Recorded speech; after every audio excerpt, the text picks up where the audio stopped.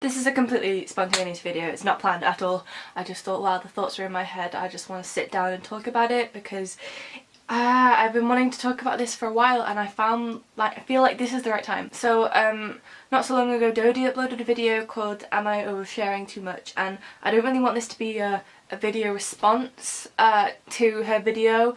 I want to talk about it, I want to join the discussion. It's something that I am confused with personally. I don't really know where I stand on it quite yet. I'm not quite a matured person yet, so I will have differing opinions.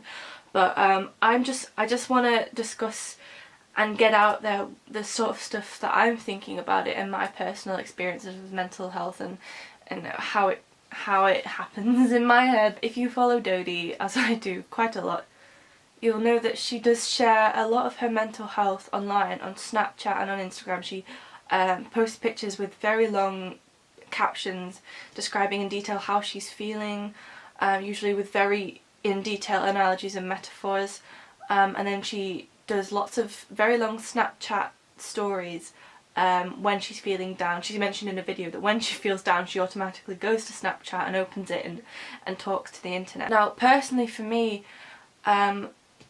as you know, a fan of Dodie, I personally like the fact that she overshares. I think it personally helps me, but I know for a lot of people, and Dodie mentioned that her sister, who was I think 12 or 13, didn't really like watching them or opening her Snapchats. But me personally, you know, I like discussions about mental health to be very open and raw, but what I want to think about is where is the line? Where is the line between oversharing and not sharing enough? Obviously I'm not in the same position as Dodie. She's in the public eye, she has a very large following.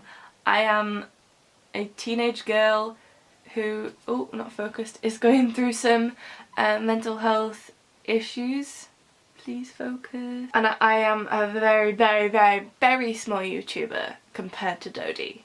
I have a couple of people following me, and that's you guys watching. So I don't have to worry about oversharing mental health in a grand way, as in putting it on Snapchat or Instagram. I don't do that, but I really want to talk about it in the sense of how I share it in general. Like how I share it with my friends online, or when I'm talking to my friends or asking them to help, or my family, or any future videos that I plan to make about mental health. Sorry everyone, I'm having a bit of a trouble trying to focus my face. I forgot what I was talking about. When I talk to my friends on messages, I tend to offload a little too much, I think, and I not as in like sharing with people is bad, because you know it's good if you're feeling sad, you need to tell someone, you need to tell a family member, a friend. But I would say everything that I was feeling and completely overload it without really thinking about their situation. For example, a lot of my friends would be going through similar things while I was going through it, and I didn't stop to think like maybe this isn't a good time for them to read it, and then I would feel like they were the ones being selfish because they weren't saving the time for me to read my messages and to take in my feelings. And I think oversharing privately can be a problem, and I found that kind of made my friendships with people a little very tense.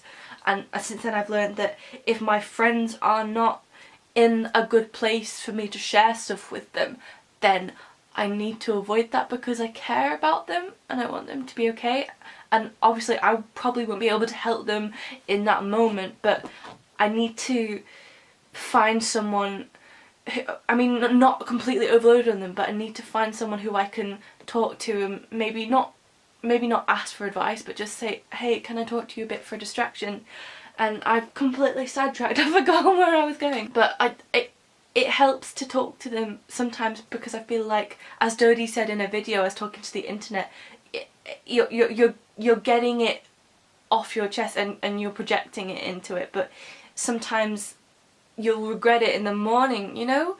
And sometimes I do tweet things or put things on Snapchat saying how I'm feeling, and I don't directly give it to someone, and that actually can hurt people, I found, because it's like, why didn't you want to talk to me, why don't you want to share it with me? And I recognise now that indirecting my feelings like that online isn't a good thing. Dodie highlighted 3 points of the downsides of sharing mental illness online. and I wanted to analyse them and go over them. As I think I said before, I like talk about mental health to be as raw as possible, because I don't want it to be taboo. I don't want it to be skirted around. I don't want it to be avoided. I want it to be here, bang, here it is. This is how horrible it is. We need to talk about it, and I don't want people to be scared of talking about it. But you know, that's only in a perfect world for me, not in a perfect world for everyone else. The first danger of sharing mental illness online is the danger of glorifying it and romanticising it, as Dodie said in her video. Now, this is something that does annoy me in a lot of media, of depicting mental illness as, you know, as glamorous as a trend. But more than that, I think sometimes we can fall into the trap of glorifying it without doing it intentionally. So like an Instagram post where Dodie is talking about how she's feeling and putting loads of analogies and metaphors into it that, you know, are quite wordy, and you know, they trip off the tongue, and I think what she wanted to say was sometimes that's not a good idea, because that is making it poetic and nice, when in reality it's the opposite, and that can be insulting to people who are going through it, saying, hang on, you're trying to undermine what I'm going through and saying that it's good because it's not. Right, one thing I wanted to bring up is 13 Reasons Why, which is a highly controversial series on Netflix that I only just joined Netflix, so I've only just watched it, so I'm a little bit late to the party. Basically, it's a show about a teenage girl in a high school who takes her own life, and then she releases tapes with 13 reasons why she killed herself, and sends them out to the people who she thinks contributed to her death. So I wanted to watch it because a lot of people were saying that it triggered them and they were insulted by it as a depiction of mental illness, and I wanted to look at it because I like having mental illness talk out there in the media, like on places like Netflix, where people can see it and be like, oh my god, this is that bad. And I wanted to see it and see if it was to my advantage as to my opinion, or if I personally found it that it wasn't good. And I came out of it with very mixed opinions, because I watched the Beyond the Reasons thing with Selena Gomez and all the makers of the series after it, and you know, it did help strengthen my point of view on it. So what I like about it is that it is very graphic. I'm not saying that that's a particularly good thing, but what I liked about it was it didn't pull its punches at some points, and I like that it was, you know, it showed it in a realistic setting, like in a high school. But you know, the thing about Netflix and the thing about, I know this is going off oversharing, but this is all about, you know, romanticising and what we put out there on the internet. What I found kind of hard to watch about it is because Netflix make their shows very glamorous. That's why they're iconic. Shows like Riverdale and Girl Boss and all the shows like that, they are very glamorous. The actors are all twinkly, they're attractive, everything is very slick and very tightly made, and you know, that can be good. But for a show like 13 Reasons Why, something didn't felt right, and I know that part of me is overanalyzing this, but I felt like something didn't feel quite right when I'm watching it. It's set in an American high school, and when I watch shows like that, I think of High School Musical or rom-coms or something that I don't take very seriously, and it still kept that very kind of attractive high school background with lots of attractive actors in it. And I'm not saying that all the actors should be ugly, and I don't have a picture of attractive or ugly, but I something about it felt very polished. It felt very precise. It felt very cute, you know? And the music's cute. It has lots of twinkly music, and I don't know, I don't want to overanalyze it. I'm not often triggered by things at all. I'm okay with things, but I think this is literally the only time I've ever been triggered in my life, really. The very last episode actually shows Hannah Baker killing herself, and it shows it very graphically. It shows every part of it, and for me that was very hard to watch, but I want to talk about the reasons why I found it hard to watch. So when I was watching it at first, I was like, how dare they show this? You know, how dare they show kids on the internet what we can do to ourselves and how she killed herself, and make it so great. Because I watched it and I felt sick because I was in a very similar situation once, and it was very personal.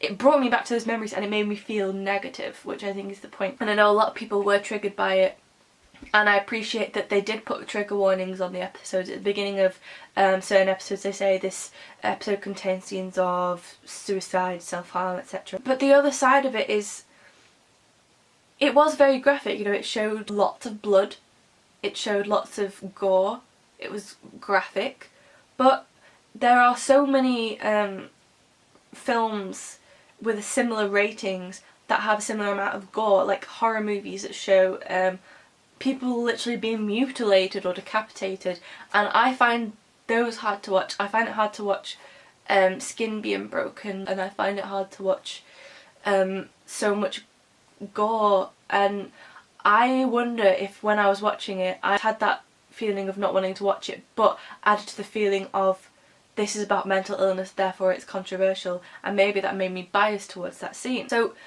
part of me is like, it's to do with the type of media it is, but because it has that connotation of mental illness, that makes it unacceptable. And I'm not sure about it.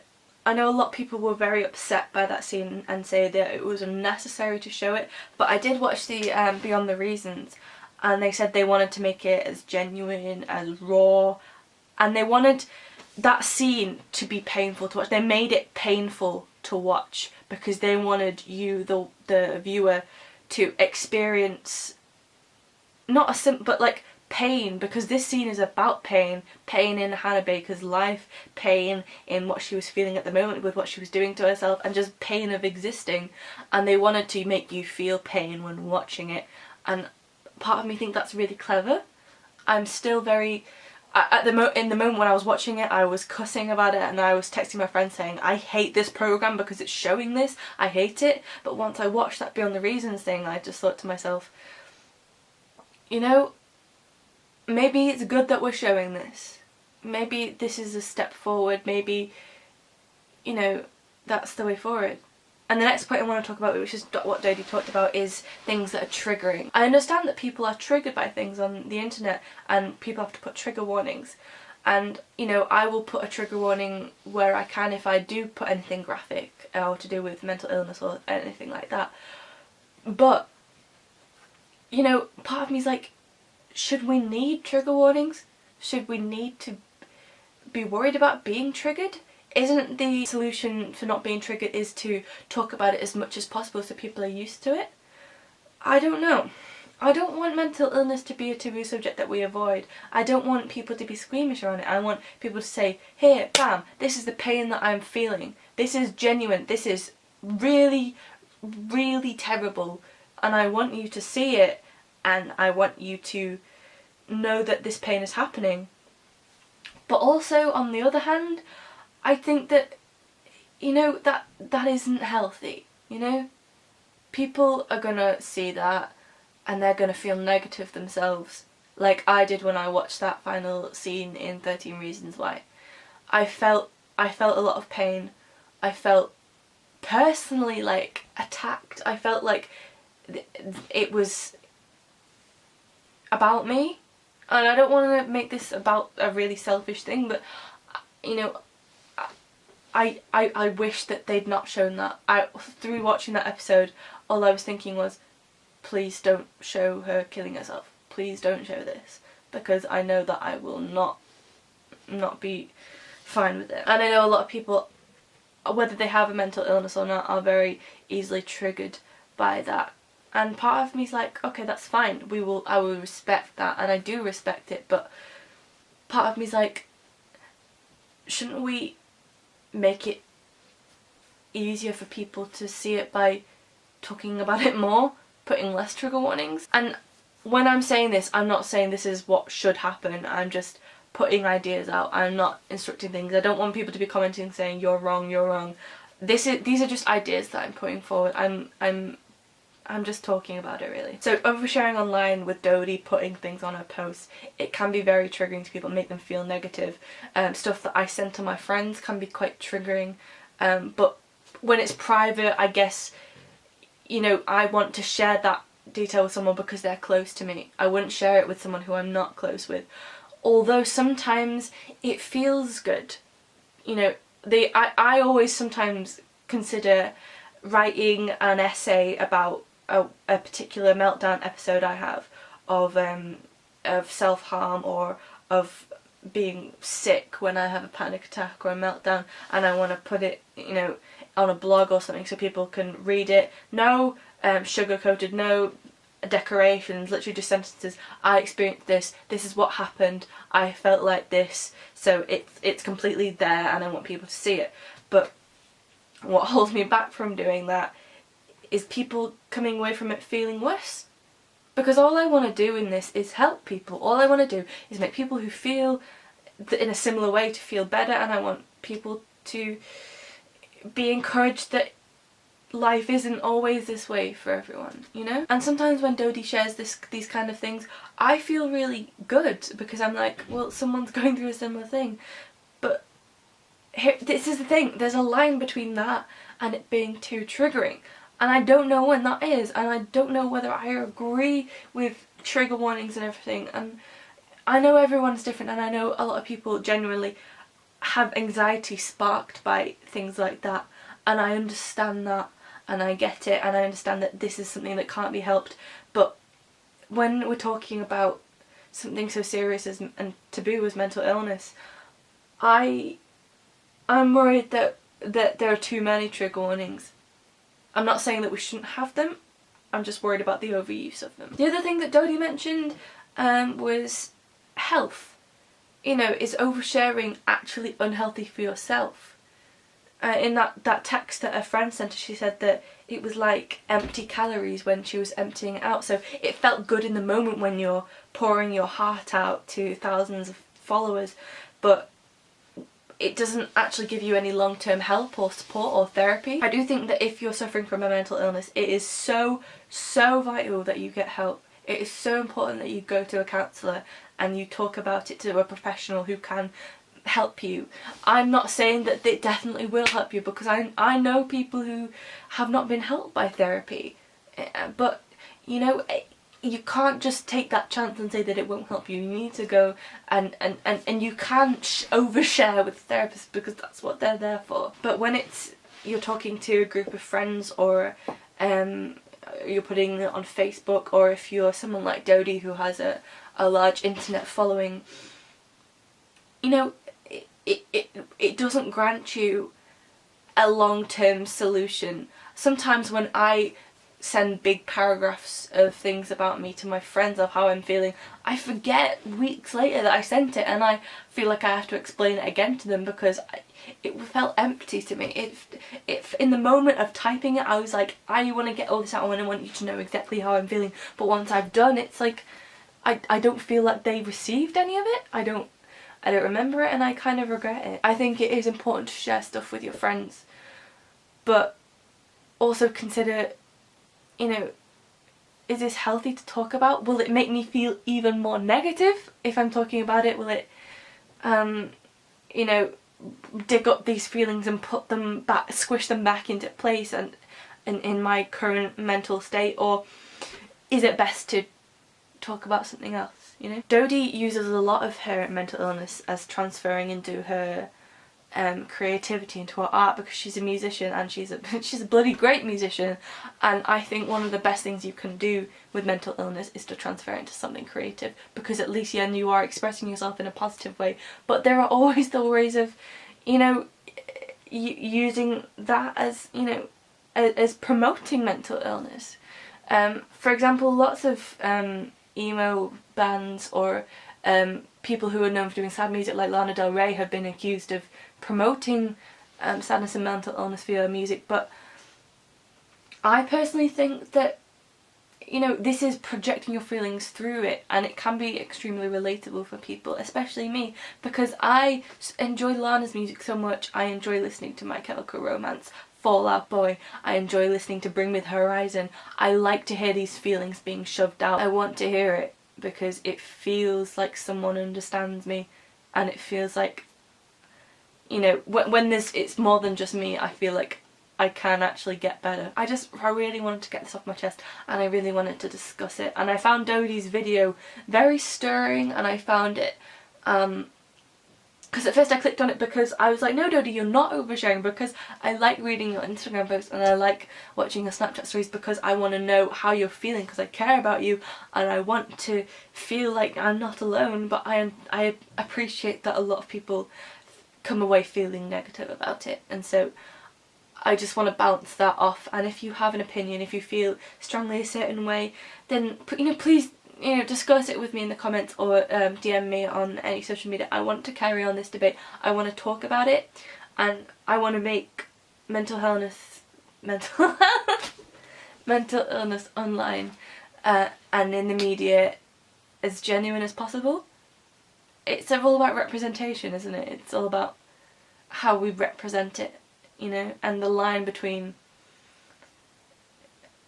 milking it and making it just completely unrealistic and, done in a creative way, transferred into creativity. I know this video has gone on for a very long time, so I'm going to end it soon, and my camera battery's dying. So thank you very much for watching. Please remember to like this video and subscribe to my second channel. I'll upload really kind of talky videos like this if I can, and yeah, I shall see you another time. Please stay safe, everyone, and I'm always here in my social media links below if you need to talk about this. Stay safe, and I love you all.